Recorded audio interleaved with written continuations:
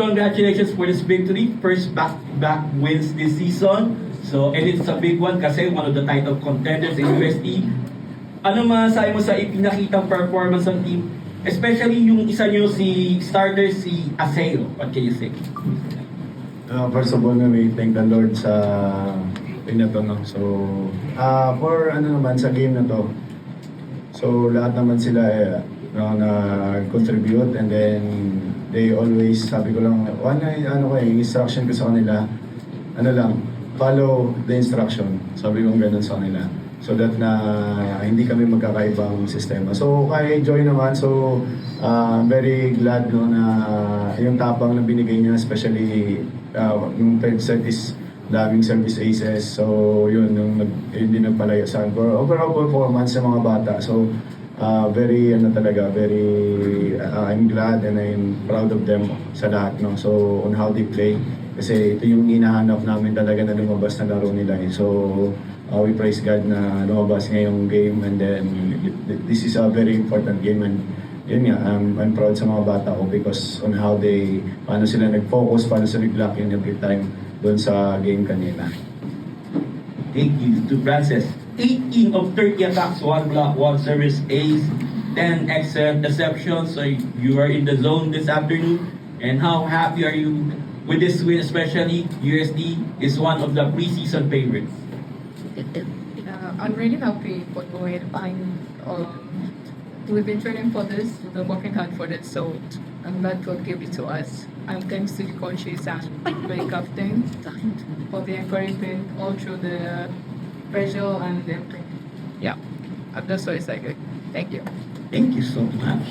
Shy, 19 of 41 attacks, 3 blocks, 6 excellent receptions, and 3 digs. You are locked in this afternoon. So, talagang iba yung pinakita nyo. And were you expecting this result na straight sets, especially lalo na UST, isa sa mga title contenders? Syempre, we never expect anything sa game.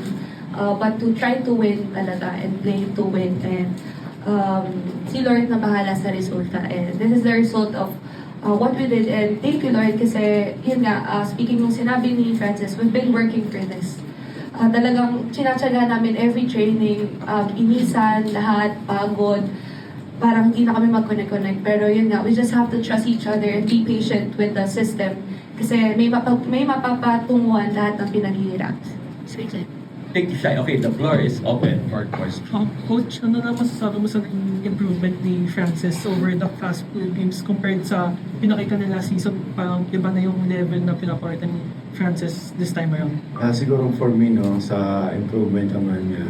So, I'm very glad na always she respond every time, no, pag tinuturuan siya, din na napafrustrate siya. So, ito na yung ito na yung lumalabas doon sa tinatrabaho niya, and then sa pinagsasabihan siya, kinokorek siya every time, sa pag-respond ng tama every time. So yun lang, kasi because knowing Francis, every time na mag-error siya, napag-frustrate siya agad. So nandun kami to guide her, no, na continue to encourage her na it's okay, it's normal to have mistakes, so every time, then keep going every time, so that na yung yung sarili niya, malift up niya rin, so through us, sa mga kasama. Siya yun ang same question ng day. Ano lang masasabi mo sa naging improvement ni Francis? And yun nga, may katulong ka na din, not only sa scoring or sa offense, pero sa pag-lead din ng Adamson ngayong season. Since the very start na tumutong ako sa college, I never doubted kung yung ano kayang ibuga ni Francis. I always encourage her and intindihin yung isa't isa kasi that's what teammates do and family do, to understand each other and to lift up each other, and lahat nung nakita ko kung ano yung paghihirap niya, yung emotions niya talaga pag training, pero sinagaan lang namin at sinagaan niya lang, and easy to give up pero she didn't do it, and eto yung bunga lahat nung ginagawa niya. I thank God for her. Your game as the season goes on. I think I just stay consistent with my dream, like stay focused more, and also trust my teammates. I think that's the result. Thank you to coaches and Hidda.